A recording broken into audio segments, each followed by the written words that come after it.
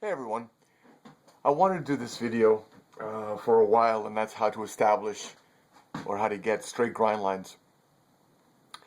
This video is not for the seasoned or the intermediate knife maker who already does a fine job with straight grind lines. This video is more for the new knife maker or a new knife maker who has trouble getting the straight grind lines. They get the smiley faces, the waviness, and Dell beat me to this. He covered some of the points I wanted to talk about, but I wanted to have this video on my channel as well because I thought it was something worthwhile sharing.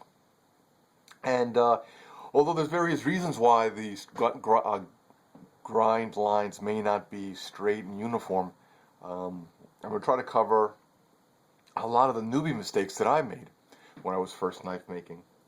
And I still make the same mistakes. I mean, it's inevitable when you do freehand grinding. It's not always going to come out perfect, and the better you get, the more you scrutinize the grind lines. But I think I'm going to cover most of the issues, at least the ones that I'm aware of. And again, it's going to be a long video. At the end of this discussion part, the ramble, I'll put in some clips of me grinding knives and making the mistakes and then correcting them. Although the second part of this video, the grinding part, there's not going to be any audio. Hopefully you'll understand what went wrong and what I did to correct them. Hopefully it helps. But it's going to be a long video, and again, if this is not your kind of thing, you just might want to move on to another video. I just don't want you to waste your time. I know there's a lot of other channels to follow, a lot of other videos to watch.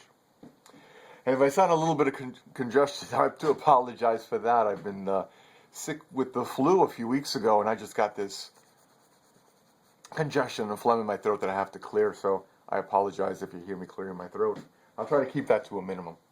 Okay, so the video here is how to establish or how to make straight grind lines.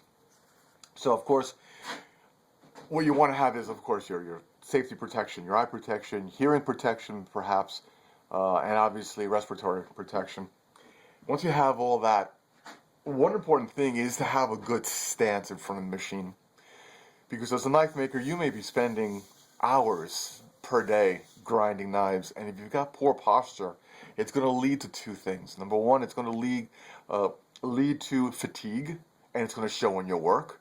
And the poor posture is going to cause back problems later on in life, which again will affect your work. So you want to have the grinder at the right height. It's one that's comfortable for you, one that you don't have to reach forward, one that you don't have to have your hands too high or too low. Your hands are too low, you're going to be leaning forward.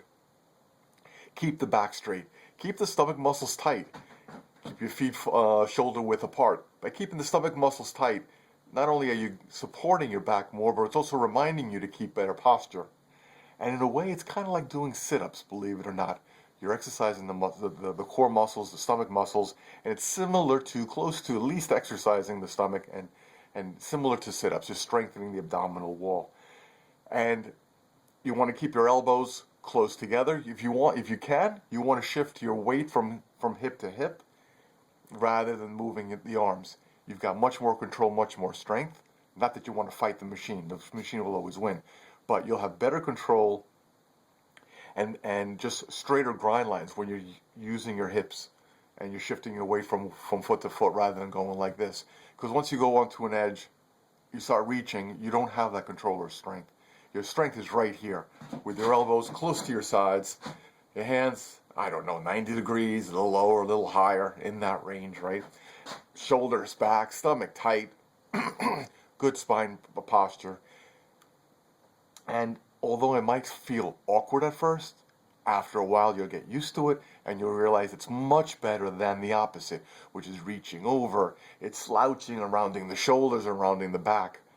Even though that seems to be natural because a lot of people do things that way, it's the wrong way to do it. Again, it shows in your work eventually. Fatigue will show in your work. So after we, the next thing we have to consider are two or three really important factors when grinding. That's the belt speed, the amount of pressure you put on your work against the belt, and then contact time. How much belt time did your work see?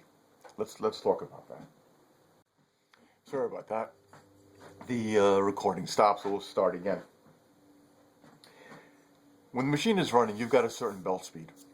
When you put your work against the belt, assuming the entire work holds 2 inches of steel, pressing hard against the belt or moderately against the belt, you're going to slow the belt speed.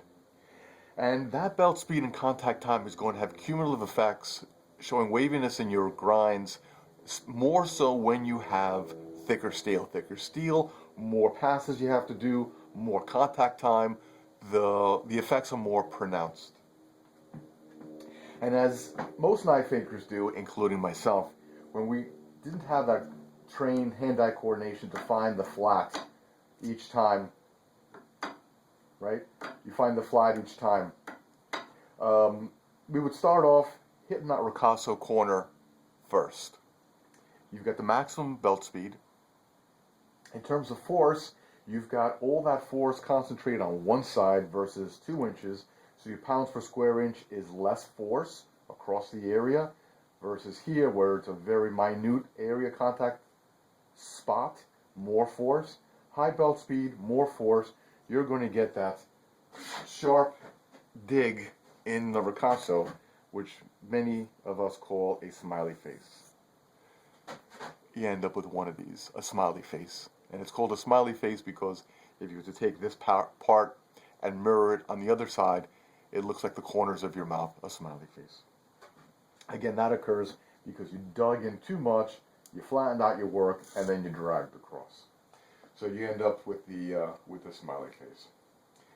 Yeah, let's go back to talk about the when you put in the pressure. When you're working and you're approaching the belts, the platen, and you've got that hand-eye coordination, and I'm shifting my weight over to the sides of the camera. My shoulders and my head doesn't block the camera, so I wouldn't be standing out like this when I'm doing so, just so you could see what I'm talking about. You can see the machine better. When you approach the work and you've got a certain amount of force, I'm applying force here with my right hand and on this side with the left hand, right? That's going to be different when I'm working this way. Why? Because number one, one hand is stronger than the other. And number two, the way you grip the steel is different. Here I've got the handle, I'm going to have a lot more force, stronger hand, more force. There's going to be a significant difference than I'm with this way when I've got less to manipulate, or the strong hand, whatever hand you favor. There's going to be a difference in the two sides because of your hand strength and your body posture and what part of the knife you're gripping. All those things have a role in how the grind lines will look from one side to another. When you're applying the force and you want to have good grind lines, do not fight the machine. Do not push too hard where your work starts jiggling. Now you might see me doing that for a pre-heat treat grind because I'm trying to hog off the steel as much as possible, and I'm putting in a lot of pressure just to strip off a lot of steel. I'm not too concerned if the grind lines are perfect or not at that stage, pre-heat treat. After heat treat, I will never push too hard because I want to make sure those grind lines are straight. Now before heat treat, I'm still trying to do my best to keep the grind line straight because it's less work for me after heat treat to correct. If I can do a good job from the beginning, less work fixing the job. And when you're trying to fix the job, you might create other problems. And then you're chasing grind lines. You're raising a grind line to fix it, and you go to the other side and you're raising it, and you go back and forth. It's just too much work. You try to do it right the first time, but still, you'll see me pushing real hard sometimes, and it'll jiggle. But that's only because I'm trying to hog off the beginning, and then I kind of correct it later on. Okay, so the smiley face, right? Another effect that you see when grinding, and this is more because of the contact time, and let's work on this side now. Here, I didn't write on.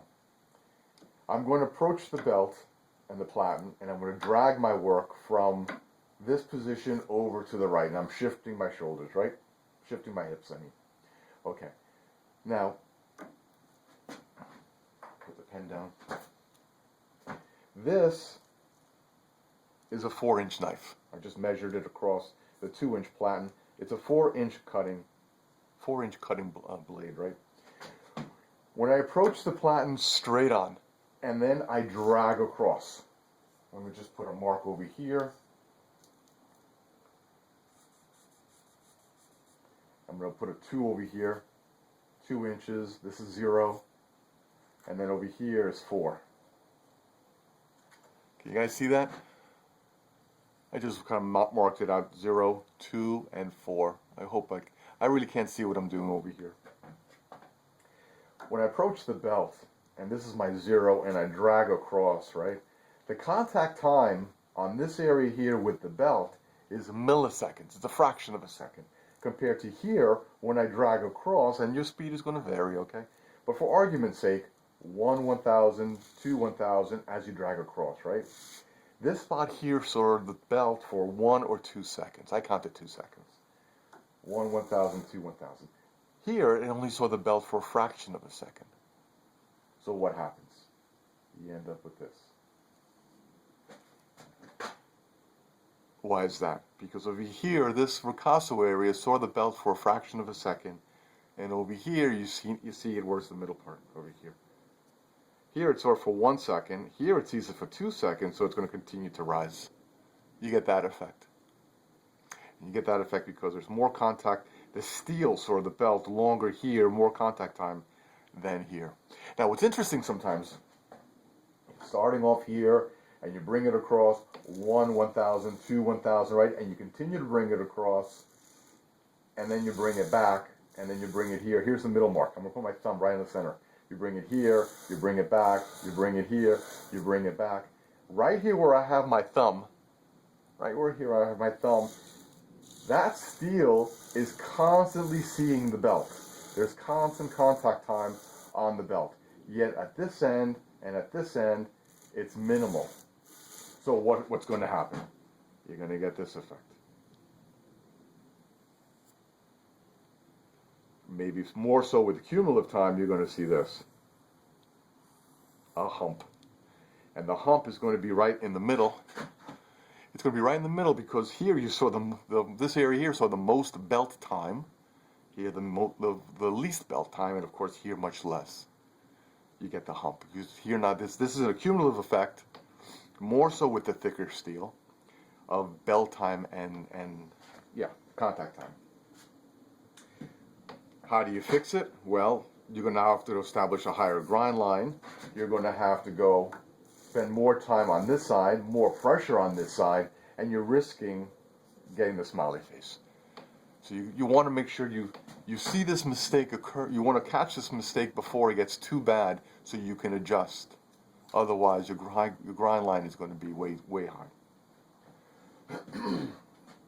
Let's grab a different piece of steel. Excuse me. Okay, so there's 2 ways of grinding and putting emphasis on the tip here. You're going to drag across. Now I'm going from this position here to my left, this way, right? You can drag across straight, or you can drag across keeping the cutting edge parallel to the direction of the spin. So when you get to this part here, you're curving it a bit. What happens then? There's 2 things that can happen, okay? Obviously, you can do either way and get a good grind line, a good even grind line consistent with the curve, so it follows the curve of the edge, right? And it makes it for a pretty knife. It makes it for a nice knife. Let me show you an example of one. It's a rough grind. It's before heat treat. It's not perfect. I can already see a little bit of that hump over here, and I tried to correct it, and this is a little high. It's a little low here, but I'm really scrutinizing this, but it's preheat, and I want to get it close, right? Okay. My point is, this height here follows the curvature here. That's the other side. Follows the curvature here. Okay. Maybe it's a little shorter. There's a little bit of a hump over here. May not even show on camera. But what I want to emphasize right now is the curvature here and the height here. That's one example. That one came out pretty good. I'm trying to show you something. I don't have a good example. Okay. So, what I've seen when I grind, if I take the steel,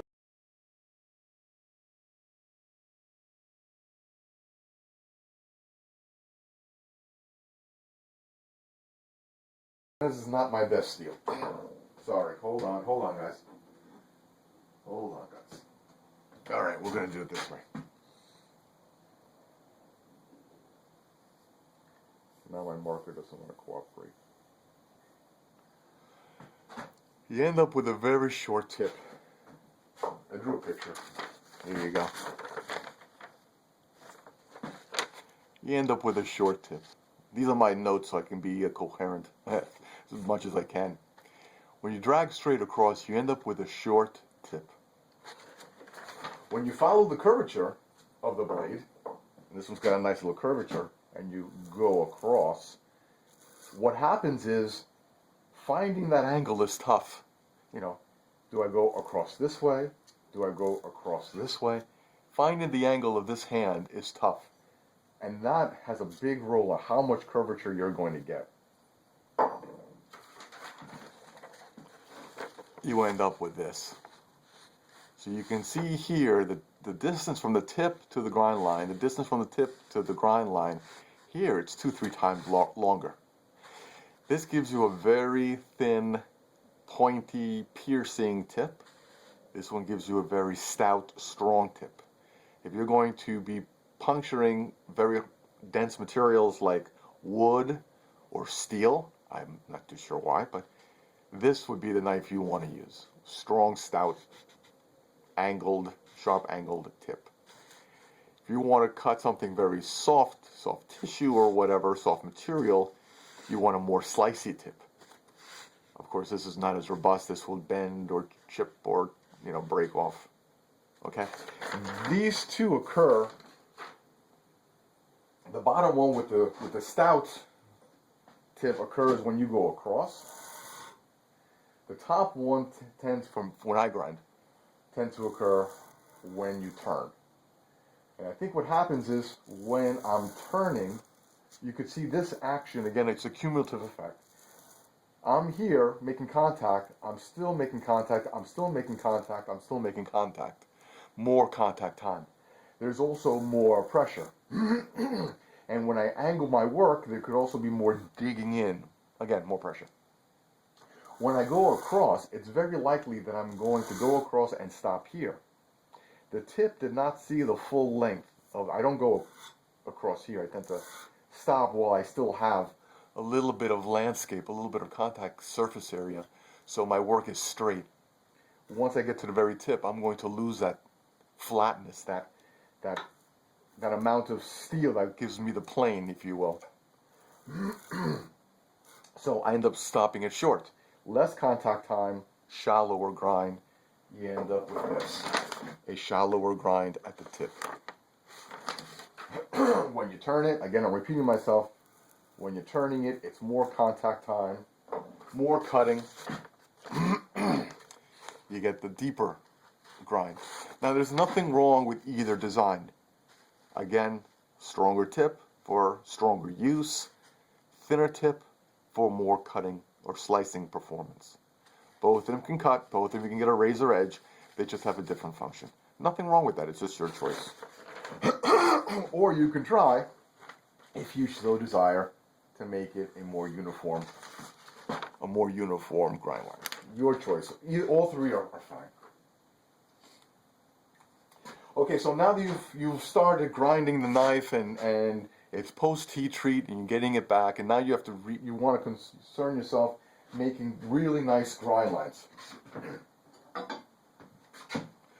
going to use this nice clean piece of steel as an example. So let's assume that we have a grind line and you want to keep it straight.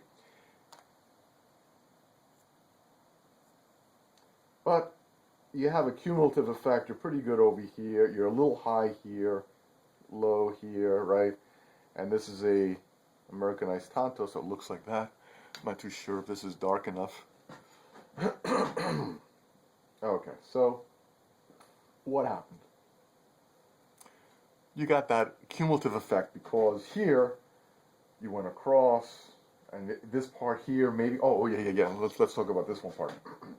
What I notice that I do sometimes, and I have to catch myself, is that I will emphasize, put a lot of effort and emphasis on this area here to make sure this is a nice 90-degree angle. So I'll go here, and I'll go left, and I'll go right, and I'll go left, and I'll go right, and then I kind of dig in that corner there just to make sure I'm not getting that shallow curve down here. So I'm putting a lot of grinding time here, and then what happens is I go across real fast, and then I focus on getting this part right, etc. What happens then is I end up with a shallow part here. And that's because I did not drag across consistently. There wasn't much contact time in the middle. Or, as I mentioned before, I put the work here, and then I slow down, and then I kind of speed up towards the end. I might have more contact time. I'm rambling, I know. Just some like again, this is a lot of eye-opening stuff for the new guy, but for you seasoned guys, this is common sense stuff by now, because you've done, hundreds of knives, and you figured this out on your own. Not many videos explaining why this happened, so I thought this was good to have. Okay, so this is what my knife looks like now. It's after heat treat, and I really want to make sure the grind lines are straight, and it's a long piece of work. Straight lines here, very difficult very difficult to hide curvy lines, right? When you've got curves in your work, it's a little easier to cheat, and if they're not perfect, it's harder to visualize. But the eye visualizes parallel lines so much better than curved lines, concentric lines. Okay, so my point that I'm trying to get to. I notice that here it's a high point, it's low here, it's low here. What do? I'll take my marker, and I will put marks here in this area. And now my marker doesn't want to cooperate. It's cold out today, guys. It's like 32 degrees. There we go. I'll put marks over here. Do you see that? And then I will put marks over here, and I will put marks over here. So now when I grind, I will change the angle. The only way to fix this is to grind more with a shallower angle to bring this up. Do not give a lot of contact time here, and grind more here. So here, I need to grind more to bring the grind line up. Here, I got to grind more to bring the grind line up. And here, I really don't want to grind. I don't want to raise this up too high. So what I will do is I will look at my work and know, okay, and I will even put marks here sometimes on the blade, on the cutting edge. Of course, there isn't much of a cutting edge because we're just doing the primary grind. I will put marks over here to tell me, or even on this side, I'll put marks. So I know where not to put a lot of contact time on the belt.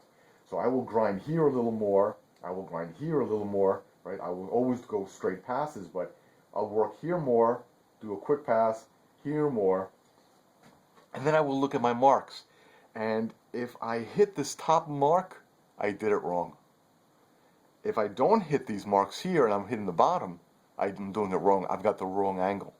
What angle am I talking about? I'm talking about the angle, this plane here, the side of the blade, versus the platen, the angle this way, where here it's very extreme and here it's very shallow, right?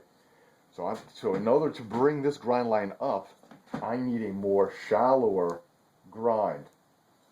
When I'm working over here, I might need a harsher grind, or just keeping the angle straight. It all depends on the situation. But my point is, you can use a marker to mark the blade to determine where you're cutting.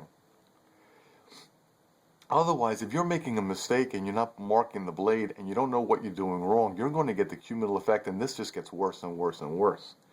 So by putting the marks over here, you know where you're hitting, and then you know you can cut up higher each time.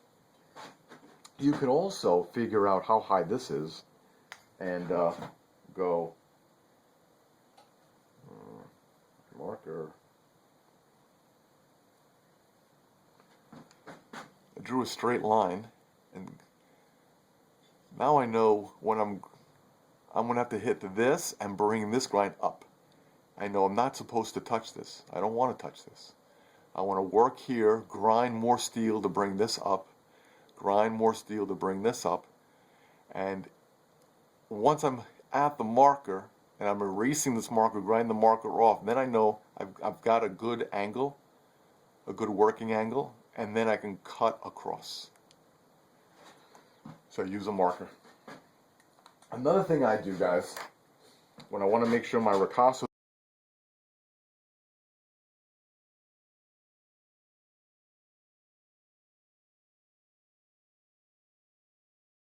make sure it lines up on each other, I'll have a piece of tape here, and then I know that this is my starting point to get a straight and even ricasso on both sides. That's another good tip. Alright, so what do we have left? I've got my notes here. I talked about the marker.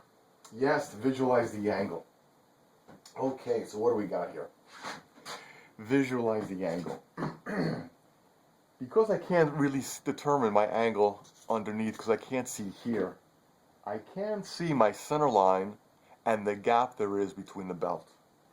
Now my center line before heat treat, it's about a 1/16 of an inch or 3/32 of an inch, which is a little thicker than it needs to be, but for the safe side, I do that pre-heat treat so there is no warping, there's no damage or chip. But when I'm grinding, that center line never touches the belt. It's the shoulder of the secondary bevel that touches the belt. And then that shoulder grows and grows to the primary bevel, right? I always try to make sure that my shadow, the gap between the center line and the belt is the same when I drag across. Now it's kind of hard to visualize that when you're going straight across. I find it easier keeping it the same when I turn to match that curve. When you're going across, it's a little trickier. Okay? So guys, if you want to, going back to this, if you want to raise this grind line, you're going to have to see that center line and the gap between that and the belt to determine, are you cutting too low or are you cutting too high? Alright, so I covered that point. Alright, another thing. Here's where I'm going to put here's where I might end up putting my foot in my mouth, so I'm not going to talk about this too much in detail. I'm going to tread lightly. And that is my personal preference. To the new knife maker, don't use jigs. Don't start using jigs, don't use jigs. Learn to grind.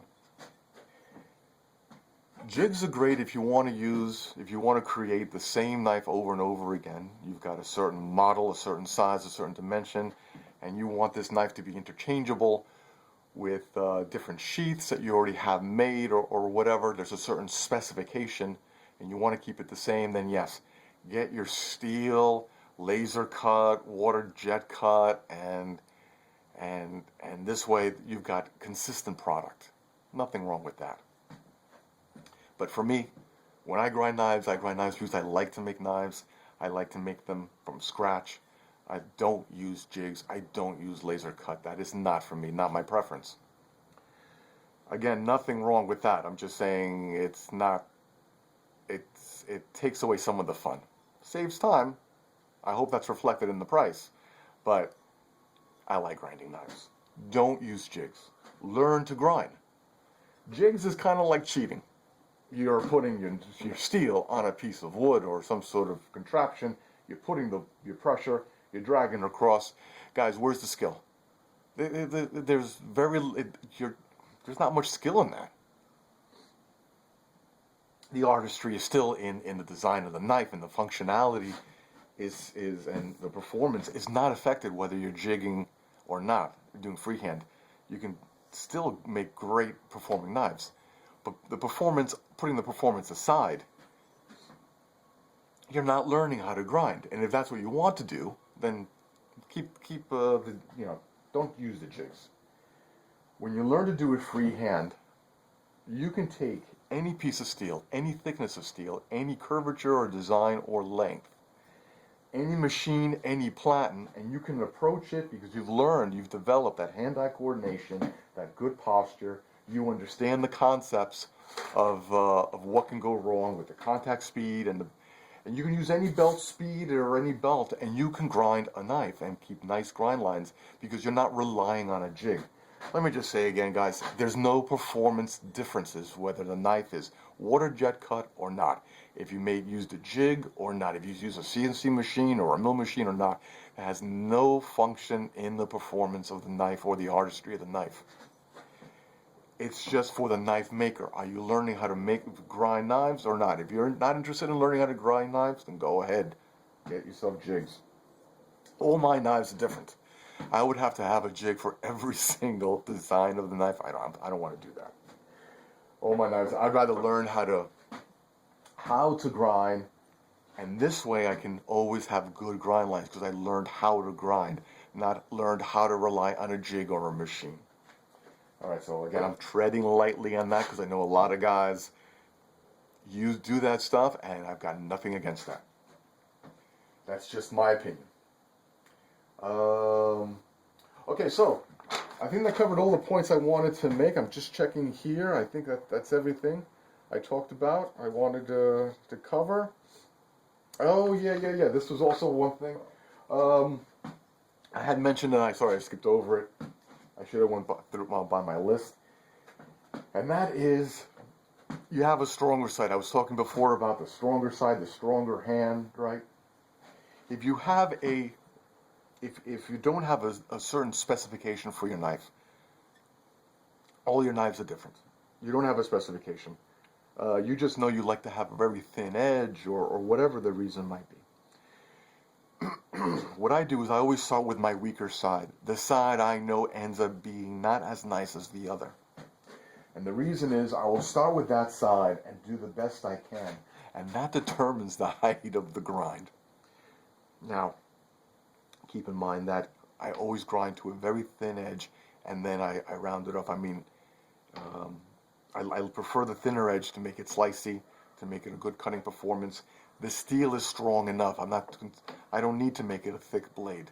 I choose good quality steel, professionally heat treated, so I know I get the best quality out of the steel, the best out of the steel. So I always try to make this as thin as possible. But the grind, the height of the grind, will vary, and it will vary by a few millimeters, not by much. Okay, it's not like I'm going to stop it short. I'm going to go all the way up.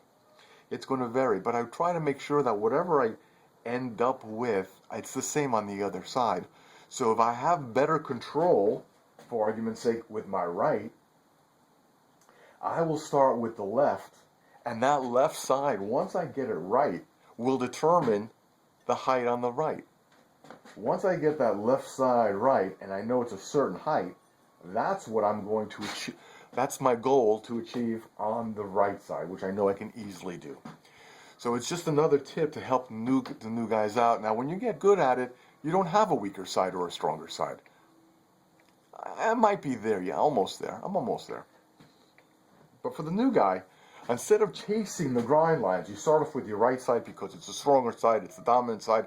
You prefer to go that way. Everyone always starts walking with their stronger leg, right? Or you pick up something with your stronger hand because that's what you start out with. You're comfortable that way. You start off with the right side. You got a nice, good grind line. Now you switch over to your weaker side. The grind line is too high, too low. You're working it out. It grows up too high. Now you have to go back to the left, and you're doing it twice. If you're a new knife maker, start with the weaker side. Get it right where you want it, and then match it up with your stronger side. Match it with the other side. It saves time. Saves time, saves effort. When all else fails, you can always move your grind line up to the top. What do I mean? Back to this example. Let's say I'm new at making knives, and I am struggling making knives. I can't get a straight grind line. I'm getting the smiley face. I'm getting the hump over here. This part is shallow, and I'm chasing grind lines from the left to the right, and then the right back to the left, and I can't get everything even. Right, when all else fails, bring the grind line straight to the top. Bring the grind line straight to the top. I'm going to tread lightly here again. When you have knives that are grind line brought straight to the top, I would suggest to a new knife maker, unless you specifically want it or your customer wants it, don't do this. Don't bring it up to the top. Try to learn with every piece of steel that you're going to make and sell. Try to use that as an opportunity to develop your skill. Doing a freehand, getting the straight grind lines. Every knife you make, every knife you sell is an opportunity to improve your skill. And by improving your skill, you're able to make the knives quicker, more efficient in your time and belts and running the machine time, electrical costs and all that. The more efficient you are, the lower cost, the more knives you can make, the more fun you have, less fatigue, etc., etc. Don't start off making the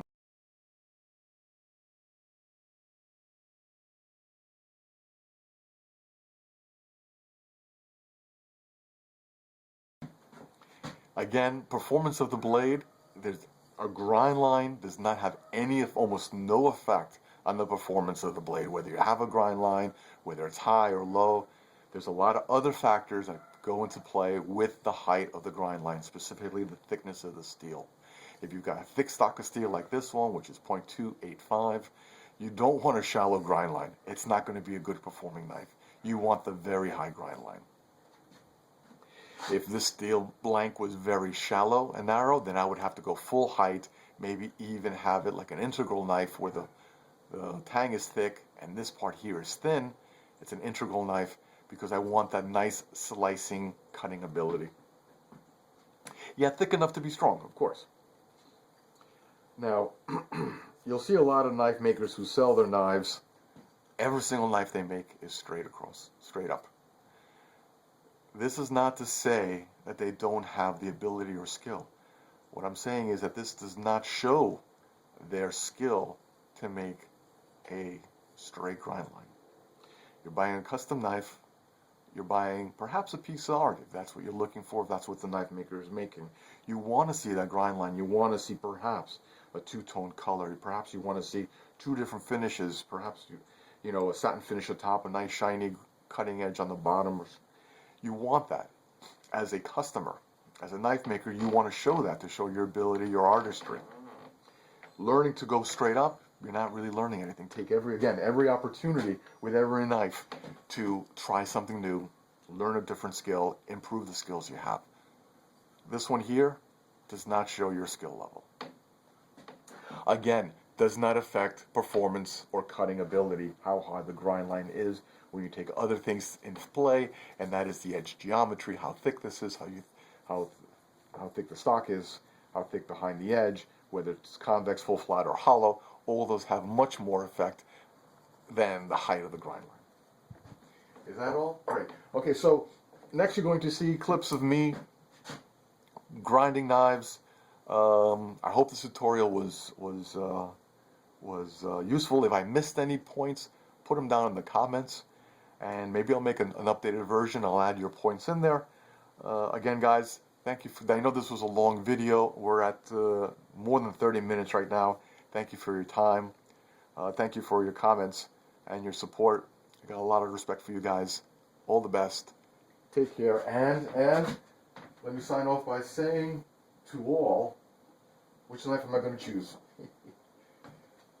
And to all, have a great knife. I can't wait to finish this one.